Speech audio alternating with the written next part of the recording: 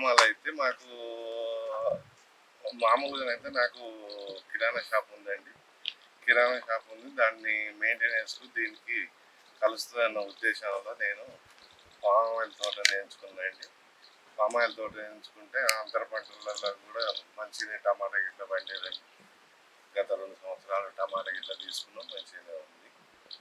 ఈ palm oil ఎన్నుకోవడానికి కారణం ఏంటంటే ఇది బర్రె పాలు ఇచ్చినలాగా నెల నెల క్రాప్ వస్తుంటుంది, నెల నెల ఇన్కమ్ ఉంటుంది అన్న ఉద్దేశంలో మేము పామ్ ఆయిల్ తోటని ఎంచుకున్నామండి. దీంట్లో కూడా జర కష్టాలు బాగానే ఉన్నాయండి. కాకపోతే వాటర్ తక్కువ పడుతుందని, మా బోర్లు 2 ఉన్నాయండి, వాటర్ ఇట్లా తక్కువ పడుతుందని మేము పామ్ ఆయిల్ ఎంచుకున్నాం. నేను కూడా యూట్యూబ్లో చూసే ఇచ్చిందండి. ఫస్ట్ ధరణి శుద్ధి ఇచ్చినాం. ధరణి శుద్ధి ఒక 3 సార్లు వేయగానే మళ్ళీ ఫామ్ గోల్డ్ అవ్వబడ్డది.